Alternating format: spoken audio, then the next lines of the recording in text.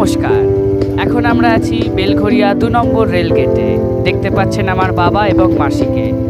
আপনাদের সামনে আজকে উপস্থাপনা করা হচ্ছে কলকাতা টু মায়াপুর একটি ছোট্ট রোড ট্রিপের ভিডিও। এখন মাসি এবং আমার বাবা দাঁড়িয়ে রয়েছেন কল্যাণী এক্সপ্রেসওয়েতে। এখান থেকেই আজকের যাত্রা শুরু।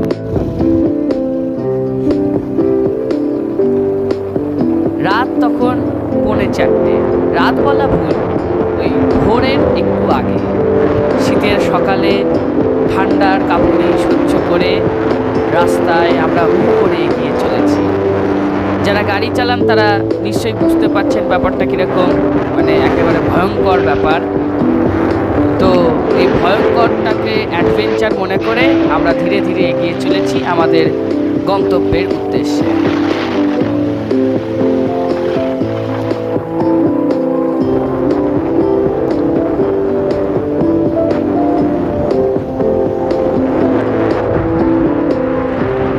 দুপাশে রাস্তা ফাঁকা,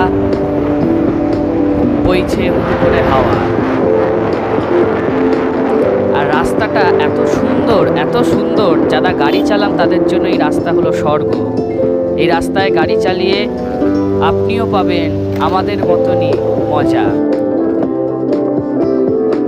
এখন আমরা চলে এসেছি ভাটপাড়া টোল প্লাজাতে।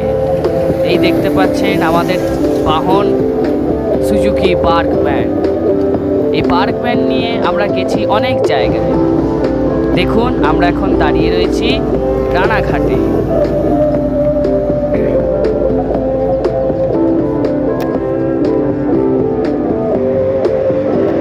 এই হচ্ছে রানাঘাটের ব্রিজ, যেখান থেকে আমরা যাব মায়াপুর। এই ছোট্ট রোড ট্রিপের ভিডিওটি ভালো লাগলে অবশ্যই একটা লাইক এবং কমেন্ট করে জানাবেন। আসলে আমাদের এই ছোট্ট ভিডিওগুলোকে স্মৃতি হিসেবে আপনাদের সামনে তুলে রাখি, যাতে আমরাও পরে এটি দেখতে পারি এবং এই স্মৃতির স্মরণী বেয়ে চলে যেতে পারি আমাদের সেই স্বর্ণযুগের সময়তে।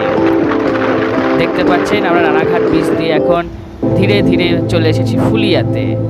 এই দেখতে পাচ্ছেন আমরা একটা ছোট্ট হল্ট নিয়েছিলাম ফুলিয়াতে। চারিদিকে শুধু লরি। আমার মাসি এখানে দাঁড়িয়ে রয়েছে। এই হচ্ছেন আমার বাবা এখন ডিরেকশন দেবেন কি করে এখান থেকে কৃষ্ণনগর হয়ে মায়াপুর চলে যাওয়া যায়।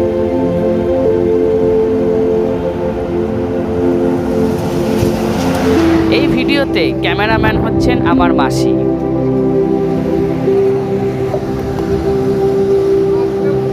ভোরের সুমিষ্টত আলোয় চারিদিক একেবারে সুন্দর প্রাকৃতিক শোভায় পরিপূর্ণ।